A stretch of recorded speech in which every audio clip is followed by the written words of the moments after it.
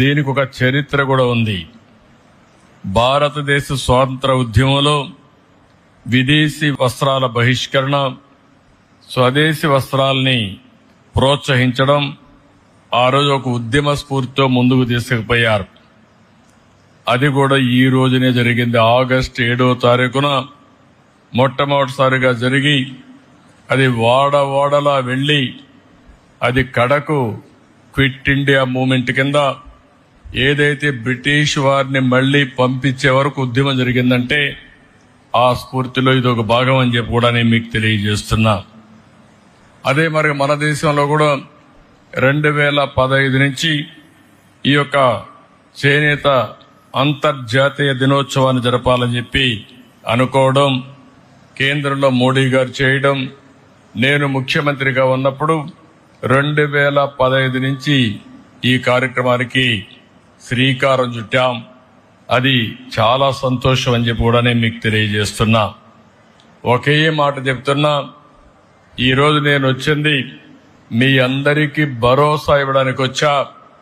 అందరితో సమానంగా చేనేత కార్మికుల్ని పైకి తీసుకొచ్చే వరకు ఈ ప్రభుత్వం నేను అండగా ఉంటామని మరొక్కసారి స్పష్టంగా మీ అందరికీ హామీ ఇస్తున్నా. నేను చాలా ఎన్నికల్లో చూశాను. ఏ ఎన్నికలు వచ్చినా కొంతమంది అటూ ఇటూ వెళ్లారు కానీ చేనేత కార్మికులు మాత్రం మూకుమ్మడిగా బలపరిచింది తెలుగుదేశం పార్టీనే బలపరిచారు అన్ని ఎన్నికల్లో. అది ఆ రోజు సమైక్య ఆంధ్రప్రదేశ్ కావచ్చు, ఈరోజు నవ్య ఆంధ్రప్రదేశ్ కావచ్చు, ఎప్పుడు కూడా ఎక్కడ చేనేత కార్మికులు ఉంటారో అక్కడ ఎప్పుడు తెలుగుదేశం పార్టీకి మెజారిటీ వస్తుంది, ఆదరణ చూపించారు. అది ఎప్పటికీ గుర్తుంటుందని చెప్పి కూడా నేను మీకు తెలియజేస్తున్నా. చేనేత రంగం ప్రభుత్వ నిర్లక్ష్యాలతో తీవ్రమైన సంక్షోభంలోకి వెళ్ళింది. అందుకే ఈరోజు చూస్తే గడిచిన ప్రభుత్వంలో తెలుగుదేశం ప్రభుత్వంలో అనేక కార్యక్రమాలు చేసి మిమ్మల్ని అందరినీ ఆదుకున్నాం. కానీ ఇటీవల ప్రభుత్వాన్ని మనం చూస్తే నేతన్న హస్తం పేరు చెప్పి మీకు అందే అన్ని రంగాల పథకాలను అన్ని రద్దు చేసే పరిస్థితికి వచ్చారు. అంటే ఏదో ఒక 24,000 రూపాయలు మీకు ఇస్తే దాంతోనే మీ జీవితాలు బాగుపడిపోతాయని పెన్షన్ 3,000 ఇస్తున్నాం, ఇప్పుడు 4,000 ఇస్తున్నాం, కానీ నెలకు 2,000 ఇస్తే మీ జీవితాలు మారిపోతాయనుకోవడం ఏ విధంగా సబబోమని ఒక్కసారి ఆలోచించుకోవాల్సిన అవసరం ఉంది. అన్ని పథకాలని రద్దు చేశారు. అదే మరిగా సొంత మగ్గం ఉంటేనే చేనేత నేస్తమన్నారు. ఆప్కో ద్వారా కొనుగోళ్లు ఆపేసే పరిస్థితికి వచ్చారు. అదే మరి నూలు రంగుపై సబ్సిడీ కూడా ఎత్తేశారు. పావలా వడ్డీ రుణాలు తీసేశారు. ఒక మాటలో చెప్పాలంటే అన్ని రుణాలు రద్దు చేసి మీ పొట్టగొట్టే పరిస్థితికి వచ్చారు.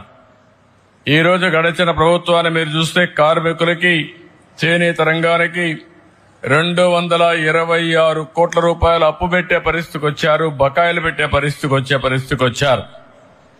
కానీ ఒక్క మాట మీకు అందరికి గుర్తు చేసుకోవాల్సిన అవసరం ఉంది. చరిత్ర కూడా తెలుగుదేశం ప్రతిపక్షంలో ఉన్నా అధికార పక్షంలో ఉన్నా ఎప్పుడూ చేనేత కార్మికులకు పోరాడిన పార్టీ తెలుగుదేశం పార్టీ అని మరొక్కసారి స్పష్టం చేస్తున్నా.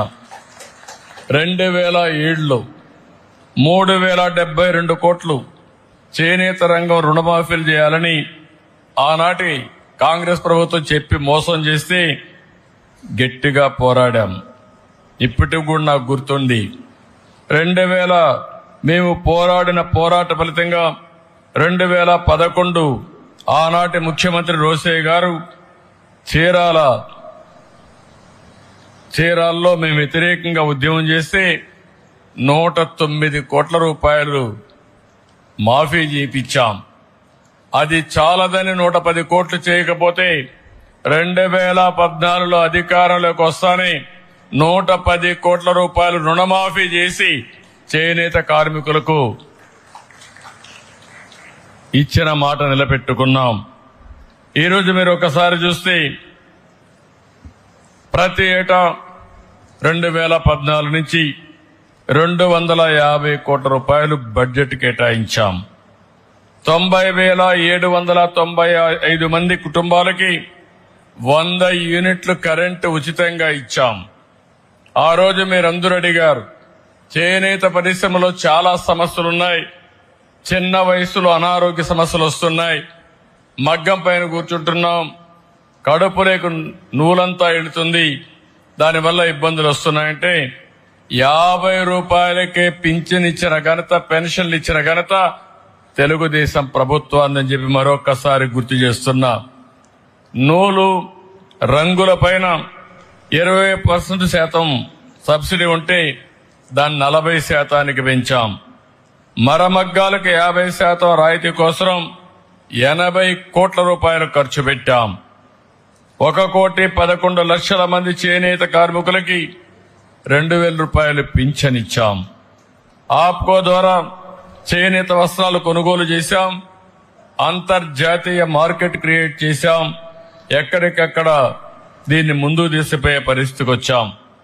ఆదరణ 2లో 60,000 మంది పనిముట్లు, 70,000 మగ్గాలకి మోటార్లు కూడా ఇప్పించాం.